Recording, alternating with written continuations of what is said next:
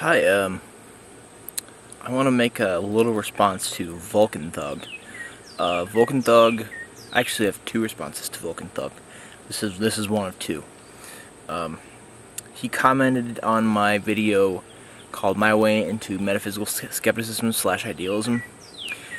And I was basically making my case for why I think idealism is the way to go. It's the best way to go when you're looking at epistemology and metaphysics, and I think that Schopenhauer's version of it is tops, and that's what I think is the best one. And in that video, I was talking about why I can verify my own existence. There's only certain things I can know. I can know that I exist, and I can know that I'm thinking a certain thing. I can know that I think I'm hearing birds. I can know that I think I'm seeing grass, and I can know that I think I'm doing things, but I can only know things that are inside of myself. And I think I used Descartes' argument. I think therefore I am, which is it's an argument to justify one being sure that one exists, and I find it to be good when you explain it thoroughly. I think the way that Descartes explains it is not the way that I would explain it.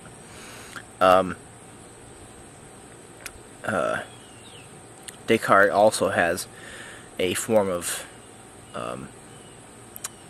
doubting things that he sees, but he says, I think therefore I am. But what vulcanthug was saying is that since vulcanthug says that since we're in this public world X, he's using the argument from error that since I've made mistakes in this world, public world X, before, that means that my belief in the fact that I exist could also be a mistake. I totally agree with that, which is why I think vulcanthug points out how Descartes' argument is an inference, therefore is a word which shows the argument to be a inference, and that means you can fall into error here. I like Descartes' argument, but I want to explain further why I think I exist, and I have my idealism videos down there, and I had a previous video maybe like a year ago or something where I talked about it's called "Do You Doubt Your Existence?" It's not a very good video, but it's kind of just something throwing around some topics. Also done there. But I want to just kind of discuss why I'm fairly well convinced, more than the existence of anything in the world. I'm more convinced that I exist. I'm more convinced of my own existence than I am of the existence of anything else. God, anything else, the things I see. I'm more convinced that I exist. One of those reasons is because I've had a constant feeling and sense of selfhood throughout my lifespan, or what I have perceived to be my lifespan. My lifespan has been 21 years, and I'm just going to say that I'm one who I have photographic memory, so I remember things from when I was 2 years old. I don't remember anything before that, but I remember everything. I can go from the beginning, when I woke up yesterday, and I can list everything I did yesterday, because I have photographic memory, and I can look at a book before a test and have that image of that page in my head. I remember a lot of things. So, because of my constant, unfailing feeling and sense of selfhood, I am strongly convinced that I exist. And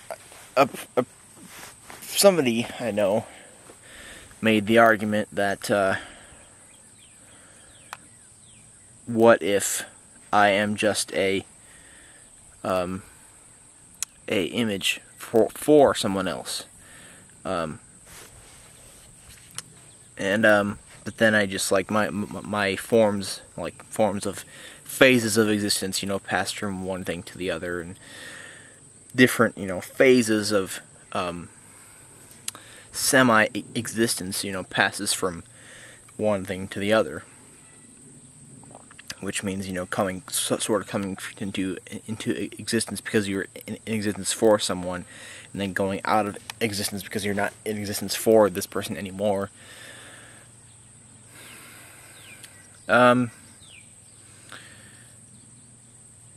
I don't think that's possible, because I don't think that if you're existing for someone, then that person would have memory. Another thing, reason I think I exist is because I have recollection. I have a sense of space and a sense of time, and I can recall myself being in certain spatial-temporal instances where certain events were occurring, and certain states of affairs were going on. I have recollection and memory of these things. So it's very hard for me to believe any argument. It's hard for me to believe any argument saying that telling me that I do not exist. I remember making my first video for this channel. I remember when I was 2 years old, I was sitting on my grandpa's shoulders, and we were in his little greenhouse area at his house, and there was a toad on the ground, and he was pointing out the toad, and I remember not being able to see the toad because I was up high on his shoulder and I was looking for it vigorously. I have a recollection of all these things. So I think just because of memory and recollection and thought, consistent thought, and that's one big reason why I feel like I exist. Another reason why I exist, why I think I exist, is because from the very moment that I came into existence, I have, not until a little bit later, I've always had some sort of idea of how I want to make things better for myself, how I want to make things better from this point. Each person, each self has this idea or has this desire to make things better for themselves, to make things beyond what they are now. When I was in high school, I had the constant want and desire to go to college and stop living in my parents' house, be independent, and I remember having this desire, and I have recollection of when I first started, being that way, and I have recollection of now, in the past, when I have been constantly achieving this goal of going to college and being independent and fending for myself and all this stuff.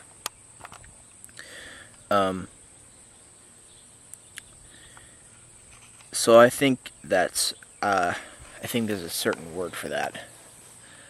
Constant want to there's a philosophical word for that. Constant desire to make things better for yourself. And I think because I have recollection of how I had desires for things to get better, and how things have gotten better, and how I still have desires of wanting to make things better from where they are now, which means, you know, graduating from undergraduate school, going into graduate school, and getting a PhD, and becoming a professor, and all these things, and, you know, writing more papers, and eventually writing a book, and all these things to make things better for myself. And I think because of all this, it's very. I mean, this is just a big expansion of thinking and inferring that you exist because you think. Now, this isn't mere thinking, so I just think this is good to expand from this. But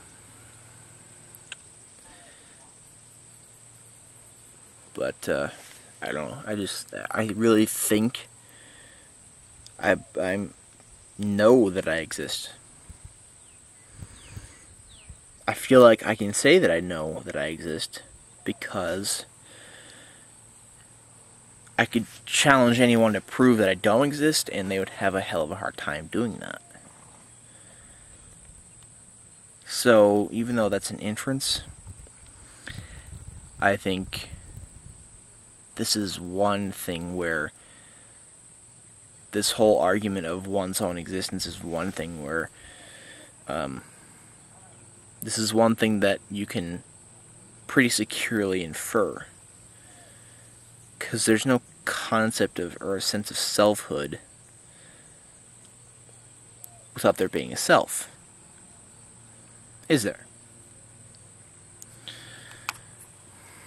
But I don't know, those are just some of my thoughts, because I wanted to kind of expand on the whole inference of I think, therefore I am, and expand about what I think that is meaning, and what that's supposed to mean, and what that means to me when I use that.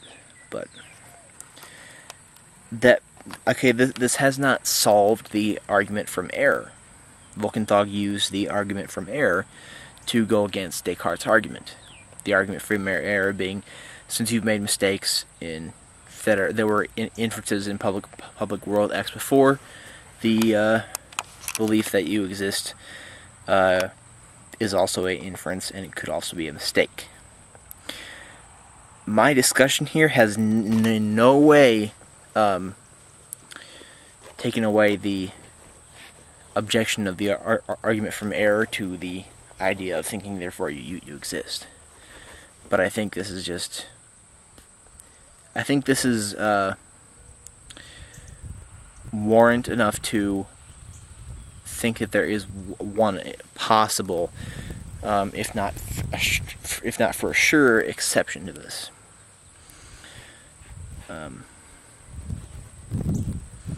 But if anybody has, gone through semi-existences, and but I don't know how you can't really do that. I don't see how you can do that. But I don't know, that's just my thoughts on that. Just a little expansion, even though I didn't really solve the whole entire problem, because it's not really solvable. But I don't think that just because the argument from error cannot be defeated in this whole thing, that doesn't mean that I think that we should just stop believing that we exist. I really don't think so, but just my thoughts on the subject.